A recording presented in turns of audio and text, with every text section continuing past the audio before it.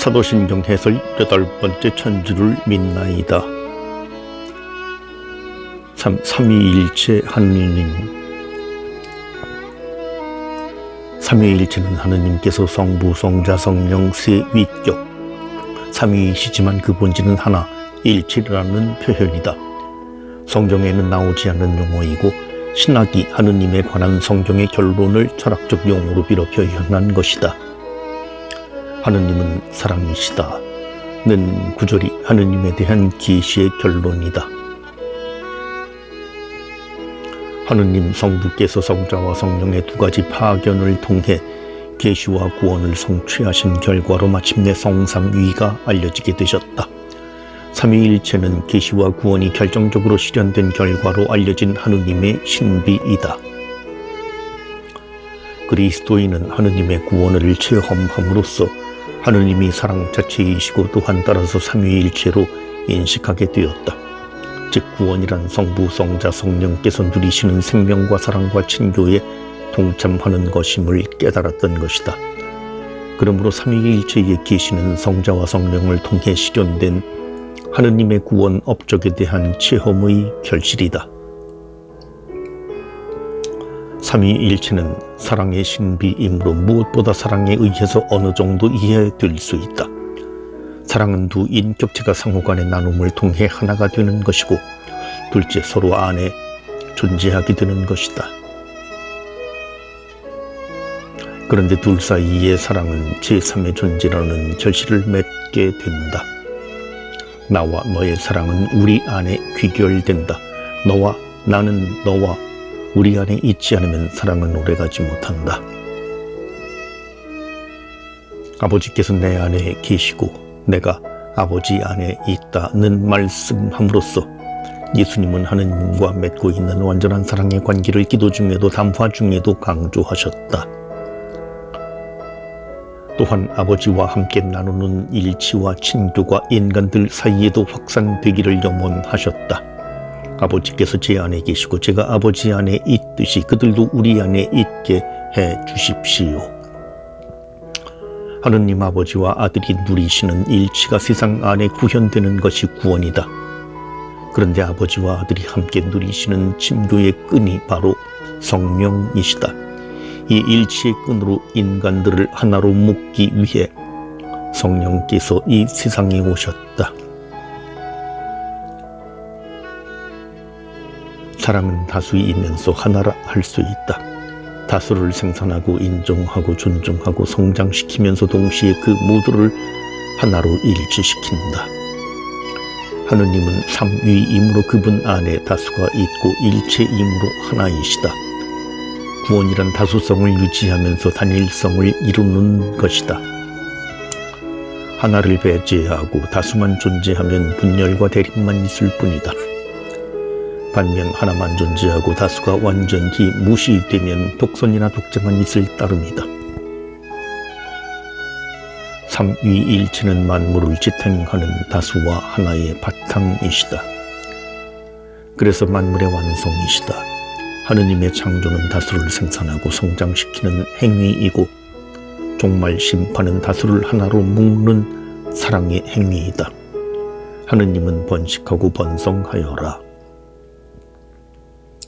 즉 많아져라 는 말씀으로서 창조하셨다.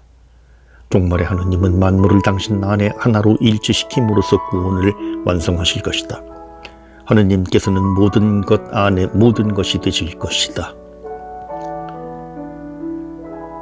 성부는 창조주, 성자는 구세주, 성령은 성화주이시지만 삼위는 따로 하시지 않고 늘 함께 하신다. 성삼위가 창조, 구원, 성화하신다. 성부는 근원이고 시작이시며 성자는 실현이고 중개이시며 성령은 완성이고 마무리이시다. 성삼위 하느님이 시작, 과정, 마침이시므로 나는 처음이며 마지막이고 시작이며 마침이다 고 하셨다. 그러므로 우리는 그분 안에 살고 움직이며 존재한다. 사도신경 해설 9번째 전능하신 천주 성부 1. 하느님, 아버지 하느님. 구약 성경의 주요한 하느님 이름이 야훼라면 신약 성경의 하느님 이름은 아버지이다. 구약 시대에도 하느님은 아버지라 불렸다. 많은 종교가 하느님을 그렇게 부른다. 하느님은 간혹 신과 인간의 아버지로 여겨졌다. 아버지 명칭은 하느님의 권능과 통치력을 부각시킨다. 하느님은 이스라엘을 이집트 탈출 전 당시의 맏아들로 부르며 해방시키기로 선언하셨고 그들과 계약을 맺고 율법을 선사하셨으므로 더더욱 그들의 아버지가 되신다. 그분은 이스라엘 왕들의 아버지라고도 불리신다. 아버지의 이름을 가부장제도의 산물로 여겨 어머니 칭호가 하느님께 더 어울린다고 생각하는 이들이 있다. 예수께서 몸소 보여주시는 하느님의 모습이 엄격하고 위험스러운 아버지보다 자애 깊은 어머니의 표상에 더욱 가까움에도 불구하고 이스라엘의 전통을 따라 하느님을 아버지로 계시하는 데에는 이유가 있다. 아버지라는 신앙의 언어는 이스라엘에게 두 가지 측면을 가리킨다. 첫째, 하느님께서 만물의 근원이시며 초월적인 권능을 지니신다는 것이다. 하느님의 속성들 중 성경에서 가장 중요하고 기본적인 것으로 계시되는 속성은 초월성이다. 즉, 거룩함이다. 거룩하다는 원래 다르다는 뜻이다. 하느님은 세상의 창조주이시므로 세계의 어느 것과도 동일시될 수 없는 거룩한 분이시다. 그래서 하늘 위나 땅 아래에 있는 것이든 모습을 본든 어떤 신상도 만들어서는 안 된다.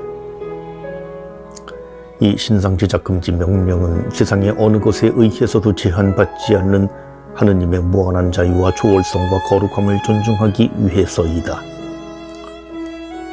하느님은 민족과 종족, 세상이 헛된 권력에 의해서 한정되지 않으시고 시간과 공간을 무한히 초월해 계신다. 하느님의 초월성은 무한한 권능과 절대적 자유를 뜻한다. 둘째로 피조물을 포함하여 당신의 모든 자녀를 자비와 사랑으로 보살피시기 때문이다. 하느님은 고아와 과부의 하느님이시다. 예수님은 하느님께 대한 계시에서 부성애의 이 측면을 더욱 부각시켰다.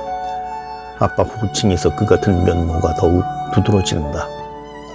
그것은 어린이가 아버지에 대한 깊고 친밀한 신뢰심을 드러내고 아울러 존경과 두려움을 나타내는 애정어린 표현이다.